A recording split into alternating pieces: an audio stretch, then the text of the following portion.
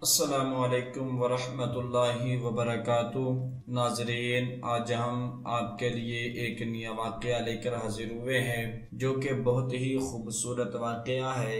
یہ واقعہ امامت کا حقدار کون؟ حضرت ابو مسعود انصاری رضی اللہ تعالی عنہ سے روایت ہے، کہتے ہیں کہ رسول اللہ صلی اللہ تعالی علیہ وسلم نے فرمایا، لوگوں کا امام وہ ہے جو اللہ کی کتاب کو سب سے عمدہ پڑھتا ہو۔ اگر قرآن میں سب برابر ہو تو پھر وہ شخص امامت کرے جس کو سنت کا سب سے زیادہ علم ہو۔ اگر اس صفت میں بھی سب یکساں ہو تو اس صورت میں امامت وہ شخص کرائے جو ہجرت کرنے میں آگے ہو۔ اگر اس میں بھی سب ایک جیسے ہو تو پھر وہ شخص امامت کا حقدار ہے جس نے پہلے اسلام قبول کیا ہو۔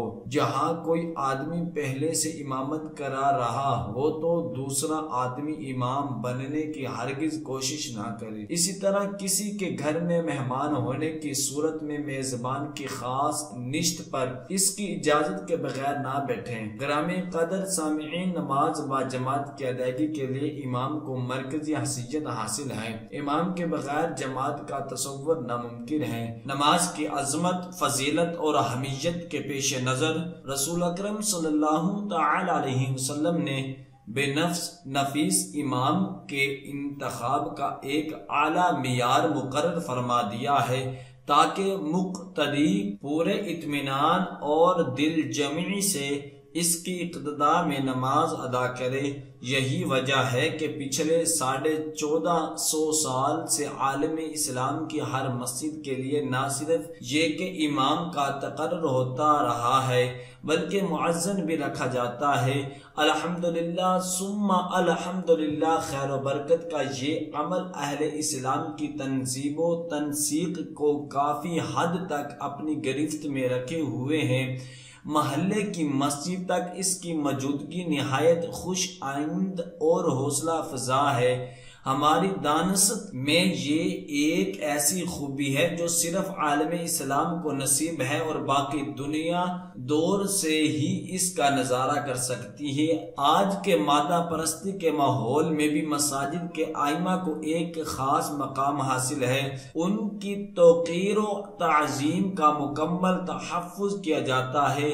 ناقابل تردید حقیقت ہے یہ کہ امامت کا منصب نہایت عظیم و شان اور رافع المنزلت منصب ہے کہ خود رحمت تمام صلی اللہ تعالی علیہ وسلم اپنی حیات مطہرہ میں نماز 5 گانا کی امامت فرماتے رہے۔ حضرت صدیق اکبر رضی اللہ تعالی عنہ کا مسند خلافت کے لیے انتخاب بھی اس شرف امامت کی بنیاد پر ہوا۔ اس موقع پر حضرت فاروق اعظم رضی اللہ تعالی عنہ کا یہ جملہ ایک یادگار جملہ ہے کہ جس شخصیت کو رسول اکرم صلی اللہ تعالی علیہ وسلم نے اپنی حیات اقدس میں اپنے مصلی پر امامت صلاۃ کے لیے منتخب فرمایا، ہم اسی کو امت کے حوال کی باغ دوڑ سونپیں گے۔ پھر امامت و خلافت کا چولی دامن کا ساتھ رہا کہ خلیفہ وقت ہی امامت کا منصب سنبھالتے تھے۔ حضرت عمر فاروق رضی اللہ تعالیٰ عنہ کی شہادت توہین اس وقت ہوئی جب آپ نماز فجر کی امامت فرما رہے تھے، اور جناب علی مرتضیٰ کو اس وقت شہید کیا گیا جب آپ رضی اللہ تعالیٰ عنہ امامت نماز کے لیے کوفہ کی جامع مسجد میں تشریف لا رہے تھے۔ اموی اور عباسی دور خلافت میں بھی پورے اہتمام کے ساتھ یہ سلسلہ جاری و ساری رہا۔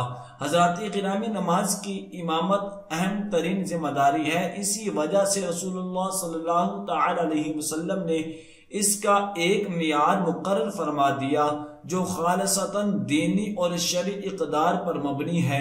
دنیاوی جہت اور ثروت و دولت کا اس میں کوئی دخل نہیں۔ چنانچہ امام کی اہم ترین خوبیوں میں اولین خوبی یہ ہے کہ جو شخص قرآن حکیم کو پڑھنے اور اس کی تلاوت کا خوب ماہر ہو، لفظ تفضیل ہونے کی وجہ سے اسی بات کا متقاضی ہے، اور سنن ابی داؤد میں اس کے ساتھ قرأ کا لفظ بھی ہے، یعنی وہ قرات قرآن میں سب سے مقدم ہو اور نہایت پختہ ہو، اس کی وضاحت یوں کی جا سکتی ہے کہ وہ شخص قرأت و تجوید کے قواعد سے اچھی طرح واقف ہو، مطالب قرآن سے آگاہ ہو، وصل و فصل کے اصول سے مکمل طور پر باخبر ہو، نمازوں میں مطلوب اور مسنون قرأت سہولت کے ساتھ کر سکتا ہو۔ نمازوں میں قرأت قرآن ہی اہم ترین فرض ہے، اس لیے معیار میں اسے مقدم فرمایا گیا ہے۔ پھر فرمایا کہ اگر لوگ قرأت قرآن میں برابر ہو تو پھر اس کو مسند امامت کے لیے آگے لایا جائے، جو سنت رسول اللہ صلی اللہ تعالی علیہ وسلم کو زیادہ جاننے والا ہو، یعنی نماز اور دیگر شرعی امور کا علم زیادہ رکھتا ہو، فرائض و واجبات، سنن اور آداب اور اسی طرح طہارت اور حلال و حرام سے اچھی طرح آگاہ ہو۔ تیسرے مرحلہ پر فرمایا کہ اگر سنت کے علم میں سب ہم پلہ ہو تو پھر یہ دیکھا جائے گا کہ ہجرت میں کون مقدم ہے۔ آغاز اسلام میں ہجرت یعنی دین کی حفاظت کے لیے اپنے وطن اور گھر بار کو چھوڑ دینا اہم ترین فرائض میں شامل تھا اور دین سے محبت کا ایک اعلیٰ معیار تھا، لہٰذا اس وقت کے لحاظ سے اس کو بھی منصب امامت کے لیے استحقاق کا درجہ دیا گیا۔ فتح مکہ کے بعد فرض ہجرت موقوف ہو گئی اور آپ صلی اللہ تعالی علیہ وسلم نے ارشاد فرمایا کہ فتح مکہ کے بعد اب ہجرت کی وہ حیثیت برقرار نہیں۔ محسوس یہ ہوتا ہے کہ آج کے اس دور میں یہ جزو غیر مؤثر ہے۔ پھر ارشاد ہوا کہ اگر ہجرت میں سب یکساں ہو تو پھر جو عمر میں سب سے بڑا ہو اسے اس منصب کے لیے مقرر کر دیا جائے۔ وجہ یہ ہے کہ بڑی عمر کو حسنات اور نیکیوں کی کثرت کا سبب گردانا جاتا ہے، جو ورع اور تقوی کی دلیل ہے۔ نیز ایک اہم ترین ہدایت یہ فرمائی کہ جہاں پر کوئی قاری، عالم اور متقی آدمی تسلسل سے امامت کے فرائض سے سر انجام دے رہا ہے تو وہاں کوئی اور آدمی اس کی اجازت کے بغیر لوگوں کی امامت نہ کرائے کہ اس میں اس کی دل شکنی ہوگی اور شاہد انتظامی اعتبار سے بھی یہ اقدام درست نہیں ہوگا۔ ہاں، اگر امام مقرر کسی صاحب علم کو خود ہی امامت کی درخواست کرے تو اب کوئی حرج نہیں۔ اور آخری جملہ اس حدیث مبارک کا نہایت ہی خوبصورت ہے اور انسان کی عزت نفس، اس کے وقار اور اہل و عیال میں اس کی حیثیت کا محافظ ہے۔ فرمایا کہ کوئی بھی شخص جب کسی کے گھر میں مہمان کی حیثیت سے جائے تو اس کی اجازت کے بغیر اس کی مخصوص نشست یا مخصوص بستر پر مت بیٹھے۔ مسجد کے امام اور گھر کے بڑے مقام و مرتبہ کا لحاظ رکھنا دینی معاشرت کا نہایت تابناک پہلو ہے۔ محترم سامعین، یہ ہدایت دور رس نتائج کے حامل ہے، انسان کی خود داری اور مثبت رجحانات کو صحیح اور درست قرار دینے کے ساتھ باقاعدہ اس کا تحفظ کر رہی ہے۔ سلام ہو اس ذات اقدس پر جس نے رہتی دنیا تک کے لیے نہایت معقول اور قابل عمل نظام سے انسان کو نواز دیا۔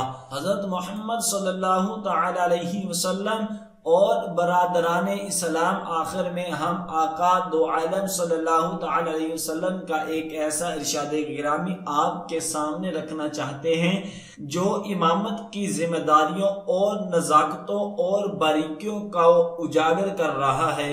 محدث کبیر امام ابو داؤد رحمۃ اللہ علیہ حضرت عبداللہ بن عمر بن العاص رضی اللہ تعالیٰ عنہ سے ہمیں یہ حدیث سنا رہے ہیں کہ رسول اللہ صلی اللہ تعالی علیہ وسلم نے فرمایا کہ 3 آدمی ایسے ہیں کہ جن کی نمازوں کو اللہ قبول ہی نہیں فرماتے۔ ایک وہ آدمی جو لوگوں کی امامت کرائے بلکہ لوگ اس کی سیرت و کردار میں نقص کی وجہ سے اس سے نالاں ہو۔ دوسرے وہ آدمی جو وقت نکل جانے کے بعد نماز کے لیے آئے، اور تیسرے وہ آدمی جو کسی آزاد آدمی کو غلام بنا لے، اور ایک دوسری حدیث میں اس عورت کو بھی شامل کیا گیا کہ جس کا خامد رات بھر اس سے ناراض رہے، جبکہ ایک اور روایت میں آپس میں لڑنے والے دو اشخاص کو بھی اسی وعید کے تحت ذکر کیا گیا ہے۔ اللہ رب العزت ہمیں صراط مستقیم کی ہدایت عطا فرمائے، اور اللہ تبارک و تعالی ہم سب کو ان کلمات پر عمل کرنے کی توفیق عطا فرمائے۔ صدق اللہ العظیم۔